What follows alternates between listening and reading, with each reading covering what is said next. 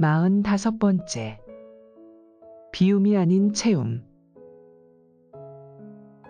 본문 말씀. 누가복음 11장 21절에서 26절 말씀입니다. 강한 자가 무장을 하고 자기 집을 지킬 때에는 그 소유가 안전하되, 더 강한 자가 와서 그를 굴복시킬 때에는 그가 믿던 무장을 빼앗고 그의 재물을 나누느니라. 나와 함께하지 아니하는 자는 나를 반대하는 자여, 나와 함께 모으지 아니하는 자는 해치는 자니라. 더러운 귀신이 사람에게서 나갔을 때에 물 없는 곳으로 다니며 쉬기를 구하되 얻지 못하고, 이에 이르되 내가 나온 내 집으로 돌아가리라 하고 가서 보니 그 집이 청소되고 수리되었거늘, 이에 가서 저보다 더 악한 귀신 7을 데리고 들어가서 거하니 그 사람의 나중 형편이 전보다 더 심하게 되느니라. 우리가 경계해야 할 빈 마음. 컴퓨터를 사용해 본 사람이라면 한 번쯤 바이러스 감염으로 고생한 경험이 있을 것입니다. 바이러스에 감염되면 프로그램이 손상되고 그동안 애써 만든 파일들이 한순간에 사라질 수도 있습니다. 아무리 좋은 프로그램을 갖고 있어도 바이러스가 침투하면 무용지물이 됩니다.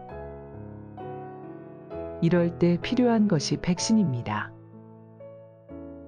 바이러스를 제거해야만 컴퓨터를 다시 정상적으로 사용할 수 있습니다. 최근 한 해킹 기사가 보도된 적이 있습니다.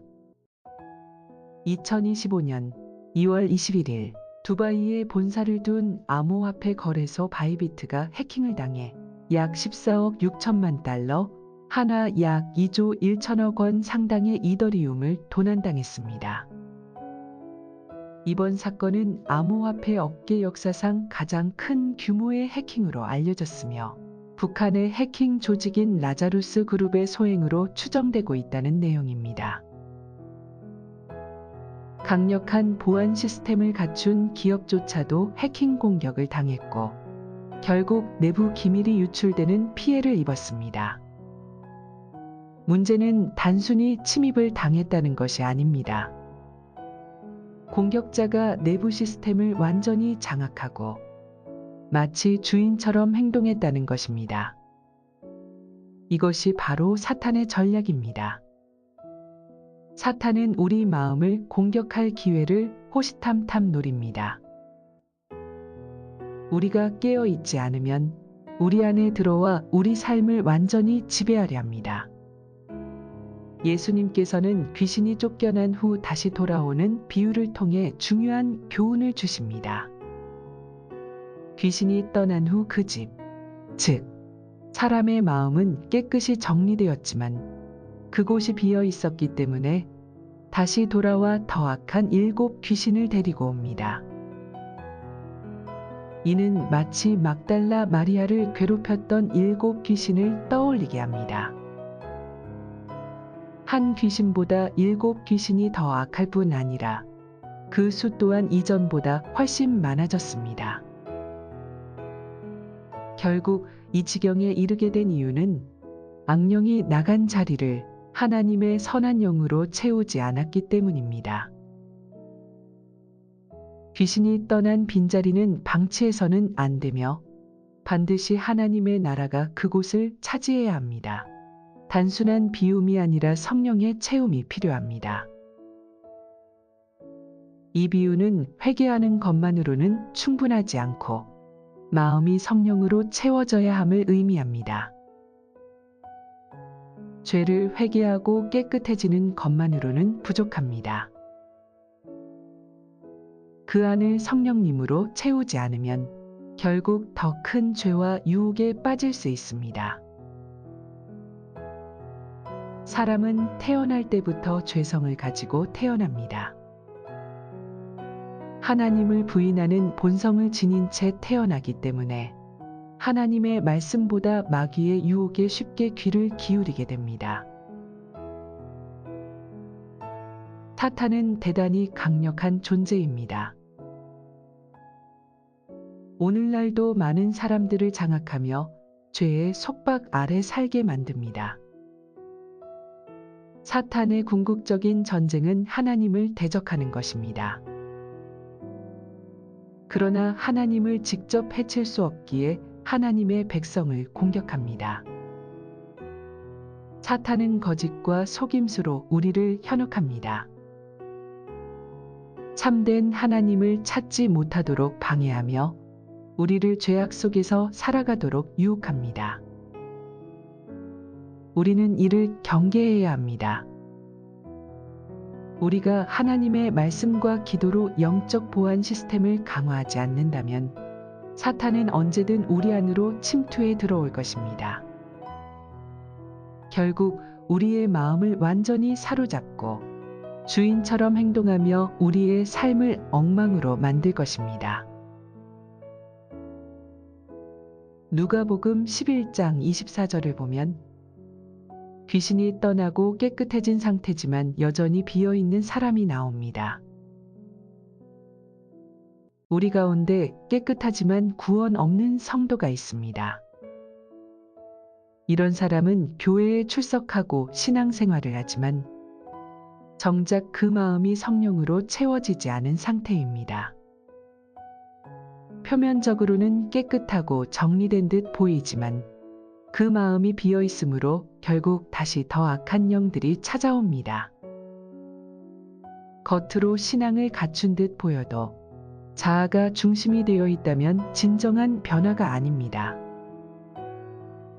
진정한 그리스도인은 예수 그리스도의 피로 완전히 씻긴 사람입니다. 그러므로 단순한 비움이 아니라 그 빈 자리를 그리스도로 충만하게 채워야 합니다. 더 강한 자가 와서 그를 굴복시킬 때에는 그가 믿던 무장을 빼앗고 그의 재물을 나누느니라고 하십니다. 여기서 그를 굴복시킬 때, 즉 사탄을 굴복시키는 장면은 성경에 많이 등장합니다. 예수께서 공생의 활동을 시작하기 직전에 광야에서 사단의 시험을 이긴 것을 우리는 압니다. 예수님은 말씀으로 사탄을 물리치셨고 결국 마귀는 떠나갔습니다. 예수님께서 거라사지방에 가셨을 때 무덤 사이에서 사는 귀신 들린 사람을 만나셨습니다. 이 사람은 옷은 입지 않았지만 쇠사슬도 끊어버릴 정도로 강한 힘을 가진 상태였습니다. 예수님은 이 사람에게 들린 귀신들을 돼지떼에 들어가게 하셨습니다. 이 사건을 통해 예수님의 권세가 얼마나 강력한지 나타났고 귀신들도 예수님을 두려워하며 복종해야 함을 보여주셨습니다. 그리고 십자가의 죽음과 부활을 통해 십자가에서 죄와 사망을 이기시고 우리를 죄와 죽음의 권세에서 해방시키셨습니다. 그러므로 청소된 우리 마음을 그대로 두는 것이 아니라 더 강한 자 되신 예수님을 주인으로 모셔야만 우리는 안정된 삶을 살 수 있고 구원의 은혜를 누리게 됩니다. 인간은 본래 연약한 존재입니다. 그러나 문제는 자신의 연약함을 인정하지 않는 빈약한 자존심을 가지고 있습니다.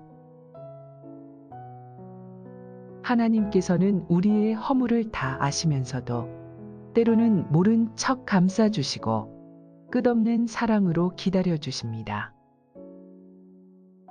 이제 우리가 스스로의 부족함을 인정하고 겸손히 하나님께 나아가야 할 때입니다. 자아의 벽이 무너지고 우리 안에 성령이 충만할 때 비로소 그리스도의 향기를 전하는 삶이 시작됩니다. 말씀을 맺겠습니다.